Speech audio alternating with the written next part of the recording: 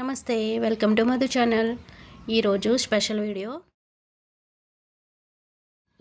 ఇదివరకు వీడియోలో నేను కరివేపాకు పచ్చడి చేశాను. అది కొంచెం వీడియో అయితే మిస్ అయింది. అప్పుడు నేను ఆ మిస్ అయినటువంటి ఆ పార్ట్ని నేను మళ్ళీ క్లియర్గా చెప్పబోతున్నాను. దానికోసం లాస్ట్ వీడియోలో కరివేపాకు అంతా కూడా ఫ్రై చేయడము, చింతపండు గుజ్జు ఇవన్నీ ప్రిపేర్ చేసాం కదా. ఆ తర్వాత అయితే కరివేపాకుని పొడి చేసుకున్నాము. ఆ తర్వాత ఎండుమిరపకాయలను కూడా తగినంత తీసుకుని, అంటే కరివేపాకు పొడిని బట్టి మిర్చి పౌడర్ని అయితే తీసుకోవాలి. నేను డైరెక్ట్గా రెడ్ చిల్లీస్ని అయితే తీసుకున్నాను. ఆ రెడ్ చిల్లీస్ని కొద్దిగా డ్రై ఫ్రై చేసి వాటిని కూడా మెత్తగా పొడి చేసుకున్నాను. ఇంకా ఈ పికిల్కి కావాల్సిన మసాలాలను అంటే మెంతులు, జీలకర్ర, ఆవాలు, కొద్దిగా కలోంజి ఇవన్నీ కూడా పొడి చేసి ఉంచాను.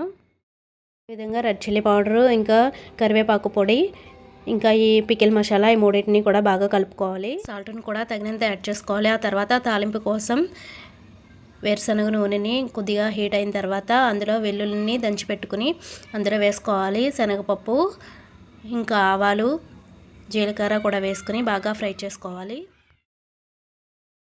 ఇవన్నీ కూడా మంచి సువాసన వచ్చే వరకు కూడా ఫ్రై చేసుకున్న తర్వాత దానిలో కొద్దిగా పసుపు యాడ్ చేసుకోవాలి. ఆ తర్వాత మనం ఉడికించి పెట్టుకున్నటువంటి చింతపండు గుజ్జును అందులోనే యాడ్ చేసుకోవాలి.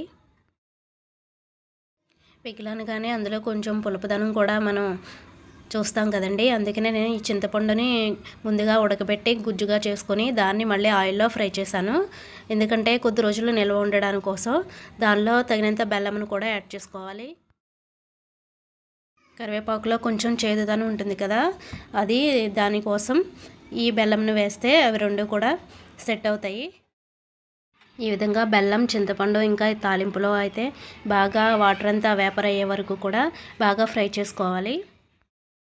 ఈ చింతపండులోని మాయిశ్చర్ అంతా బయటకు పోయే వరకు ఫ్రై చేసుకుని ఉంచుకోవాలి. ఎందుకంటే ఆ మాయిశ్చర్ ఉంటే కరివేపాకు పచ్చడి అంతగా నిల్వ ఉండదు. కాబట్టి బాగా ఫ్రై చేసుకోవాలి. ఆ తర్వాత మనం ముందుగా కలిపి పెట్టుకున్నటువంటి కరివేపాకు, ఇంకా మిర్చి, ఈ పొడులు ఉన్నాయి కదా, ఇవన్నిటిని కూడా అందులో వేసి బాగా తిప్పుకోవాలి.